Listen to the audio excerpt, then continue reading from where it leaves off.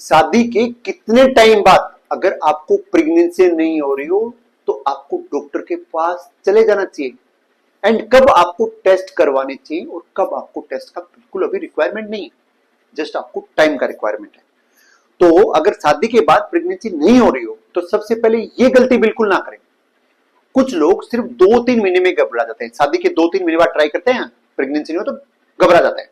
कुछ लोग 4-5 साल तक वेट करते हैं, शादी के बाद 4-5 साल तक वेट करते रहते हैं, उनको लगता है आएगा प्रेगनेंसी आएगा प्रेगनेंसी। तो ये दोनों ही बात गलत है, और कई बार ये देरी प्रेगनेंसी की जर्नी को मुश्किल बना देता है। और ध्यान से समझिए, आज मैं आपको बताऊंगा कि शादी के कितने समय बाद प्रेगनेंसी न हो तो आपको टेस्ट करवाने चाहिए, कब आपको इंतजार करना चाहिए, एंड कब आपको बिल्कुल भी टाइम वेस्ट नहीं करना चाहिए, 1 महीना भी वेस्ट नहीं करना चाहिए, और आपको कौन कौन से टेस्ट करवाने चाहिए। तो नमस्कार, मैं हूं doctor Sunil Chaudhary, gynaecologist and infertility specialist, और लास्ट 13 ईयर से मैं इस फील्ड में काम कर रहा हूं। तो सबसे पहले आप एक बात समझिए, हर कपल में शादी के तुरंत बाद प्रेगनेंसी नहीं होती है, ये पूरे तरीके से नॉर्मल बात है।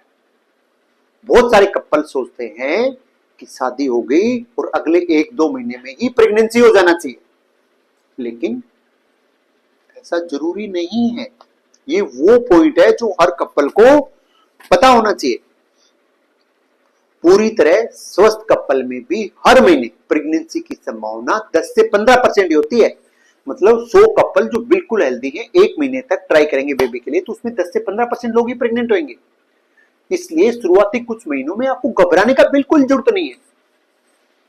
एंड सबसे इंपॉर्टेंट सवाल, शादी के कितने समय बाद आपको टेस्ट करवाना चाहिए, कितने समय बाद आपको जाके डॉक्टर को दिखाना चाहिए।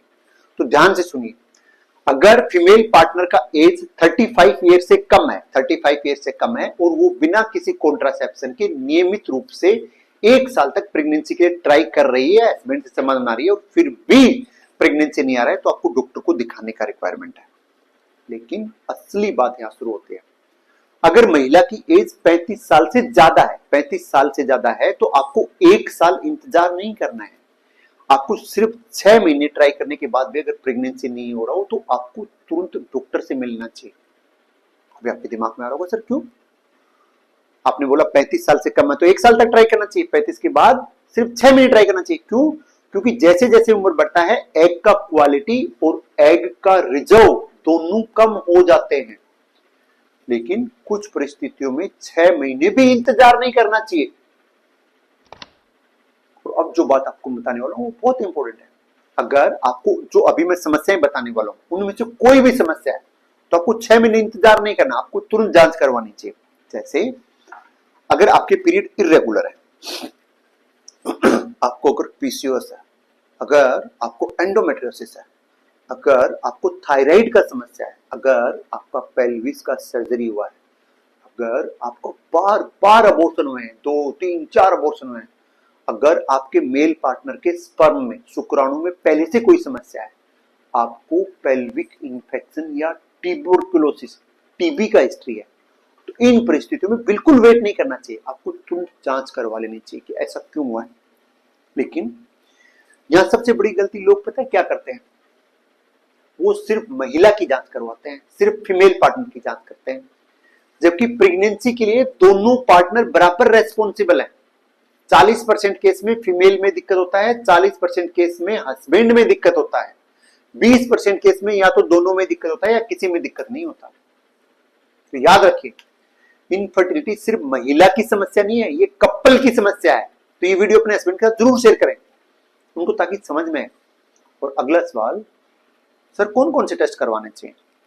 तो अगर ये डिपेंड करता है कि आपको समस्या क्या है, आपकी हिस्ट्री क्या है ना। लेकिन अगर बेसिक टेस्ट की बात करें तो नॉर्मली जैसे अल्ट्रासाउंड हो गया, एएमएच टेस्ट हो गया, थायराइड टेस्ट हो गया, प्रोलैक्टिन हो गया, आपका हीमोग्लोबिन हो गया, है ना, आपके और हार्मोनल टेस्ट हो गए, आपके शुगर की जांच हो गई खाली पेट खाना खाने के बाद, और एचएससी टेस्ट जिससे ये पता चलता है कि आपकी ट्यूब खुली है या बंद है। ये सारे टेस्ट नॉर्मली हम फीमेल में करवाते हैं। अगर मेल की बात करें तो मेल के अंदर उनका सीमन एनालिसिस कि उसके अंदर कितने स्पर्म है, उनका काउंट क्या है, कितनी मोटिलिटी है, कितने एक्टिव मोटाइल है, कितने उसमें से डेड है, उसके सीमन में कितना इन्फेक्शन है, उसके टेस्टोस्टेरोन का लेवल क्या है, उसके भी बहुत सारे टेस्ट करवाने पड़ते हैं और ये सबसे महत्वपूर्ण है। लेकिन असली खतरा यहां शुरू होता है। बहुत से पुरुष ये टेस्ट करवाने से बचते हैं, वो करवाना ही नहीं चाहते। उन्होंने मान लिया कि प्रॉब्लम वाइफ में ही है, उसकी मां ने बोल दिया कि समस्या बीवी में, और वो टेस्ट ही नहीं कराते। इसलिए कई सालों साल तक डायग्नोसिस ही नहीं बन पाता कि समस्या कहां पे है। ट्रीट करते रहते हैं, वाइफ को प्रॉब्लम होती है, हस्बैंड में वो टेस्ट नहीं करवा रहे मानो। तो अगर इनफर्टिलिटी का प्रॉब्लम है तो पूरे कपल के टेस्ट होने चाहिए, इंपॉर्टेंट। और अगर आपकी उम्र कम है और 3-4 महीने से प्रेगनेंसी नहीं हुई है, आप 3-4 महीने से ट्राई कर रहे हो और आपका प्रेगनेंसी नहीं हो रहा है, तो घबराइए मत। इस समय आपको कुछ चीजें सुधारना शुरू कर दीजिए। जैसे आपको पता होना चाहिए कि कौन से डे फर्टाइल डे होते हैं, मैंने इस पर डिटेल से वीडियो बनाया। आपको हेल्दी डाइट शुरू कर देनी चाहिए, आपको अपना वेट कंट्रोल कर देना चाहिए, आपको अपना स्मोकिंग और अल्कोहल बंद कर देना चाहिए, एटलीस्ट 8 घंटे का नींद लेना स्टार्ट कर दें, एंड तनाव लेवल अपना कम रखिए, स्ट्रेस कम रखिए, तो नेचुरल प्रेगनेंसी के चांसेस बढ़ जाएंगे। और मैंने इस पर डिटेल से वीडियो बनाया है, एक एक टॉपिक पे आप कैसे ये चीजें कर सकते हैं, तो आप वो देख सकते हैं। लेकिन असली गलती पता है कहां होती है? लोग गूगल पर, सोशल मीडिया पर गलत जानकारी देखकर डर जाते हैं। कोई कहता है आईवीएफ कराओ, कोई कहता है टेस्ट ट्यूब बेबी कराओ, कोई कहता है तनाव मत लो, कोई कहता है कुछ मत करो अपने आप हो जाएगा। जब भगवान ने लिखा है तभी होना है, आप कुछ नहीं कर सकते। भगवान ने आपकी किस्मत में लिखा तो होगा, नहीं तो नहीं होगा। लेकिन हर कपल अलग अलग होता है, हर किसी का कारण अलग अलग होता है। और एक महत्वपूर्ण बात, क्या टेस्ट करवाने का ये मतलब है कि आपको इनफर्टिलिटी है? मैं दूसरी भाषा में बोलूं कि अगर आपको डॉक्टर ने इनफर्टिलिटी के टेस्ट कराने के लिए बोल दिया तो इसका मतलब ये हो गया कि आप में इनफर्टिलिटी है?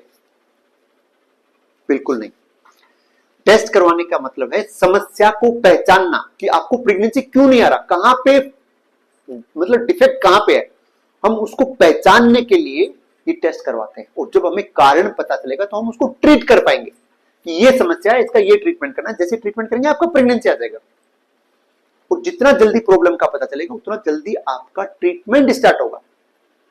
तो याद रखिए, अगर महिला की उम्र 35 ईयर से कम है तो 1 साल तक कोशिश करना है।